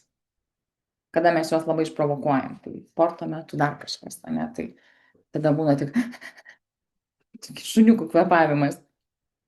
Tai va, kvėpavimo raumenys, diafragma, ne? Tai va kaip atrodo jinai. Jeigu padaryti tą skersinį pjūvį, tai raumenų kupolas tarp krūtinės ir pilvo ertmių. Raumenų skaidulos tęsiasi iki pluoštinės centrinės sausgyslės. Susitraukimas diafragmų išlygina, padidina krūtinės ląstos vertikalią dimensiją, pritraukiant orą į plaučius, padidina pilvo spaudimą, kad padėtų pašalinti šlapimą, išmatas ir palengvinti gimdymą. Netgi čia įsijungia diafragma. Tarpšonkauliniai raumenys. Tai išoriniai tarpšonkauliniai, tai tęsiasi žemyn ir priekį nuo šonkaulio iki šonkaulio. Įkvėpimo metu patraukia šonkaulį aukštyn ir į viršų. Vidiniai tarpšonkauliniai raumenys tęsiasi aukštyn į priekį nuo šonkaulio iki šonkaulio ir priverstinį iškvėpimo metu patraukia šonkaulių žemyn. Čia tokia yra tarpšonkaulinių raumenų funkcija. Dar keli raumenys yra dantytieji. Užpakalinis viršutinis ir užpakalinis apatinis raumuo. Tai jie atsakingi už šonkaulių judesius, ne, kad pakiltų įkvėpimo metu tiek vieni, tiek kiti. Ne, tai dantytasis užpakalinis viršutinis yra serratus posterior superior, kuris kelia 2-5 šonkaulį įkvėpimo metu, ir dantytasis užpakalinis apatinis serratus posterior inferior traukia žemyn 11-12 šonkaulius įkvėpimo metu. Kita grupė yra pilvo raumenų. Kodėl aš apie tos raumenys čia kalbu? Tiesiog vėl, kad jums turėti bendrą supratimą, prisiminti apie juos kažkiek ir turėti bendrą tokį, tikrai niekas ten jūsų jokių lotyniškų neklausinės ir jokių čia egzaminų iš jo nebus. Tai va, tai pilvo raumenys, 4 poros plokščių raumenų, ane, sudaro išorinis įstrižas, vidinis įstrižas, skersinis ir tiesusis. Funkcijos yra palaiko vidaus organus, stabilizuoja stuburą, padeda kvėpuoti, šlapintis, tuštintis ir gimdyti. Kam šita garbė yra tekusi? Va, kaip jie gražiai atrodo, ne, va čia tas mūsų sixpackas vadinamas kažkur giliai arba ne. Tai irgi kaip atrodytų, ne, tai skersinis pilvo raumuo yra giliausias pilvo grupė ir padeda kvėpuoti, bet dar svarbiau, kad jis aktyvuoja korpusą ir stabilizuoja dubenį bei nugarą. Labai va svarbus giliai esantis, ne? Kaip ir minėjau, vidinius raumenis ištreniruoti yra reikalų, arba tai balansiniai pratimai, pusiausvėros reikalaujantis pratimai, ten šlangą keliant. Sudėtinga juos labai išjudinti, aišku, įmanoma, bet reikia daugiau pastangų. Jam reikia tokių, sakau, netipinių situacijų, kad juos ištreniruot. Vidiniai įstrižiniai raumenys tai yra tiesiai po išoriniais įstrižais ir veikia panašiai. Panašiai tai lenkia stuburą, suka liemenį ir lenkia stuburą į šonus. Ir tiesusis pilvo raumuo funkcija yra sulenkti ir stabilizuoti stuburą. Paviršiniai nugaros raumenys. Matau aš tą skeletuką ir vis prisimenu tuos anatomijos atlasėlius visus. Tai irgi jų yra ne vienas ir ne du. Ne, kadangi aš jau čia lotyniškus pavadinimus sudėjau, tai tiesiog pasižiūrėkit, kiek jų daug yra ir aš jau jų nevardinsiu. Nu, didžiausias yra nugaros didysis raumuo, tai musculus latissimus dorsi, jis yra čia, kuris yra arčiausiai odos esantis raumuo, visi kiti yra gilieji.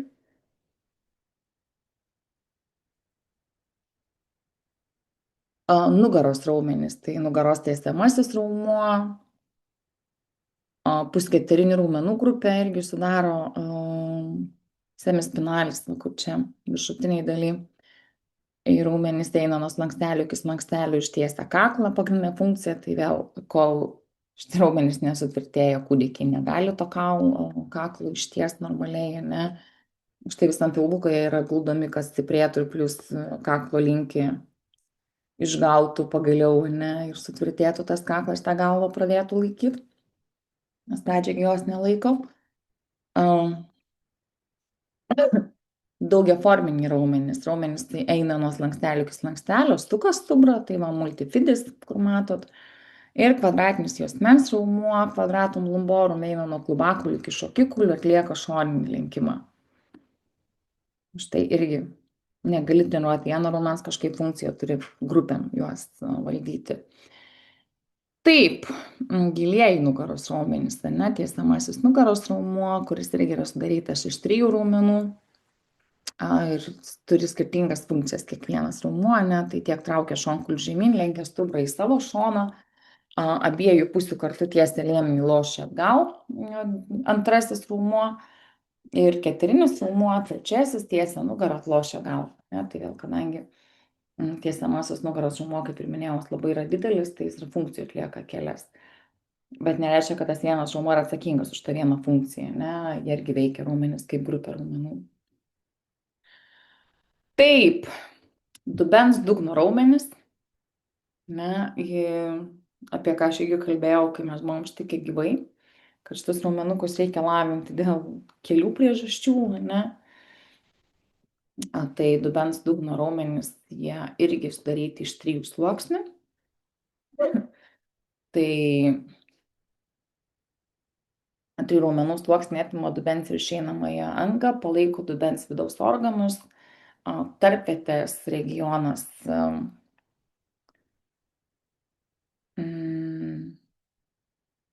irgi sudarytas iš tam tikrų raumenų grupių, ne, tai kurie atsakingi irgi už tiek lytines funkcijas, ne, tiek už šalinimo funkcijas ir panašiai. Tai irgi galite jūs čia pasiskaityti, ne, kokie skyriai, ką veikia, kokie raumenys įeina.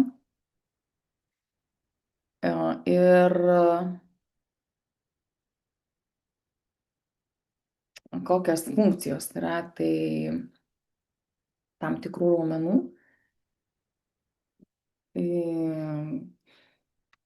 Vienas iš jų atsakingas už varpos gumbą arba apgaubę makštį, ar ne, tie patys raumenys tiek pas moteris, tiek pas vyrus, ar ne, tęsiasi nuo sėdmenų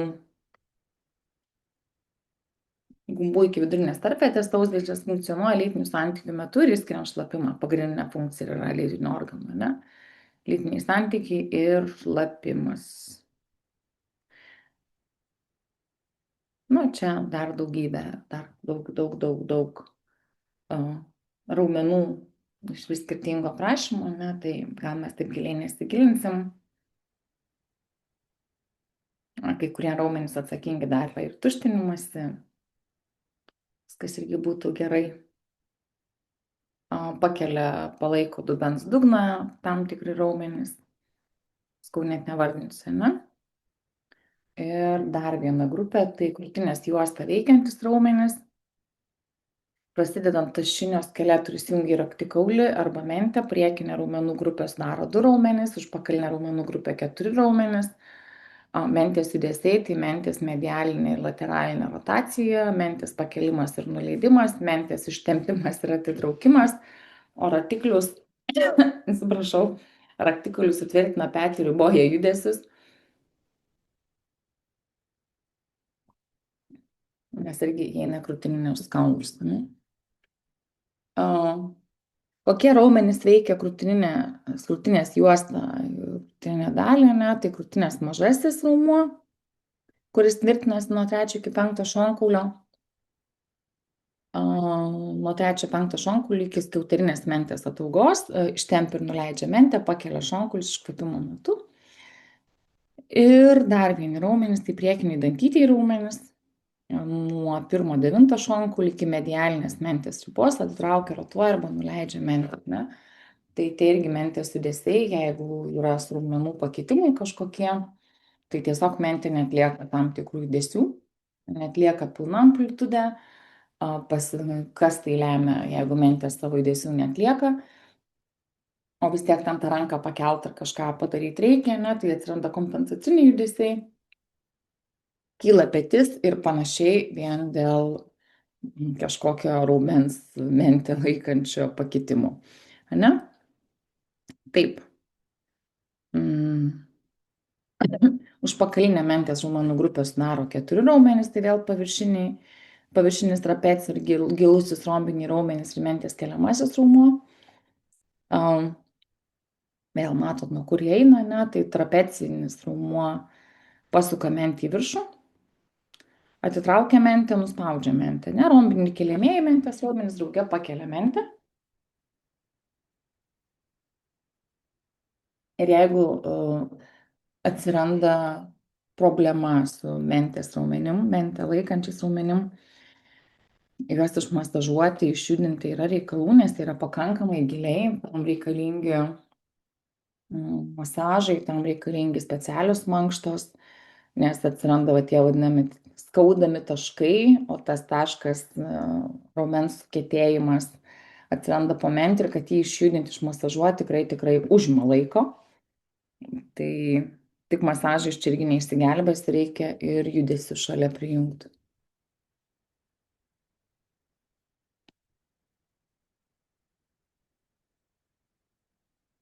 Žastą veikiantis raumenys irgi yra 9. Va, kad tiesiog matyti, aš jau labai, gal čia daug nesigilinsiu, ne? Tai pectoralis major latissimus dorsi, ne, tas pats, nugaros tiesusis. Tai kad tą žastikulį pajudinti, ne, tai vėl kiek reikia raumenų ir mentės raumenų, ir žastikaulio, prie žastikulio bestvirtina raumenų, tai kaip ir minėjau, ne, gal čia kiekvieno judesio aš jau nebenagrinėsiu, Bet kad atlikti kažkokį paprastą judesį, įjungti reikia tikrai ne vieną ir ne du raumenis, ne, už tai ir kaip ir sako, problema ne kažko nebepakelia, pradeda ieškoti problemos visi, kad čia aš tepaliuką pastepsiu, nes čia biškit imtelėjau gal kokią alkūninį nervą, o pasirodo problema yra mentį, po mentę, tik taip sureagavo paskutinis jau tas labiausiai silpniausias raumuo, kuris prisitvirtina prie tam tikros vietos, ne, tai pasakymas, kad man skauda nugarą, nugaro ieškoti problemų, tai ne visada joje rasti. Gali būti, kad, nežinau, skauda juosmenį dėl to, kad įtempti yra sėdmens raumenys, ne, ar skauda juosmenį dėl to, kad su mentėm yra kažkas negerai. Tai vėl reikia aiškintis, nes jau kai skausmas yra paskutinis galutinis taškas, kad kažkas yra negerai. Bet iki to ten irgi dar yra kalnas reikalų. Ne, varotatorių manžetės raumenys, teisės numentės užpakalinės dalies. Ir labai dažnai irgi mes, kai mokėmės, tai dabar skaitau rotatorių manžetė, ne, tai paprastam ten tikrai yra supranti, kokie raumenys, bet jums užtek žinoti, kad rotatorių manžetės raumenys tai tiesiog padeda sustiprinti peties sąnario kapsulę, teisės momentės priekinės dalies, nuo užpakalinės iki priekinės mentės dalies. Kokie raumenys veikia alkūnę, irgi ne vienas ir ne du išvardinti, ne, tai lenkiamieji kokie, kaip čia tą alkūnę sulenkti, kiek čia visko turi nutikti, ne, tai ir dvigalvių žastrų raumuo įsijungti, ir žastikulių raumuo įsijungti. Tai va čia va irgi labai gražiai apie tuos sinergistus antagonistus įsijungia, ne, tai lenkiamieji dvigalvių žasto biceps brachijos terpis stipinkaulį, brachialis žastikulių raumuo įsterpia ir alkūnkaulį, tada sinerginis lenkiamasis raumuo, kuris padeda atlikti veiksmą, yra žastikulių stipininis raumuo, brachioradialis, ne, ir pagrindinis teisėjas, ekstensorius, tai yra trigalvių žastų raumuo, kuris yra prie alkūnkaulį, galiausiai ištiesia ten tą mūsų ranką, ne. Jo lenkiamieji ir va sako ekstensorius. Taip.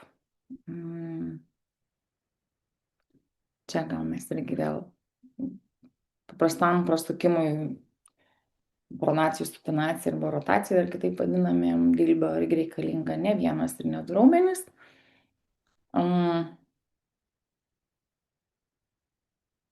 Taip, taip. Dilbis. Na gerai, apie dilbį dar praeinama, ne? Tai, kad sulenkti riešą plaštaką irgi turi būti aktyvūs dilbio raumenys, ne? Šitos vietos raumenys, nors atrodo čiagi turėtų būti pirštai kažkur kitur, ne raumeninės, bet vėl ką tai rodo, ne?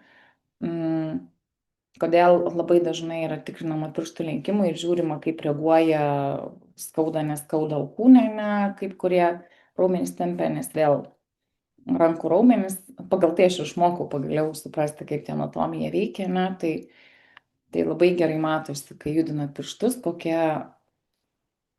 raumenukas įsitempia dilbio dalyje. Taip, tai čia, vidiniai plaštakų raumenys, irgi va, kiek jų gražių, kiek visokių yra, sausgyslės raumenys, raiščiai ir panašiai. Ne, tai irgi jų yra nemažai. Ir šiai dienai užteks. Pratęsim kitą kartą, baigiam ties vidinę plaštakų raumenims ir apie anatomiją kalbėsim jau kitą kartą.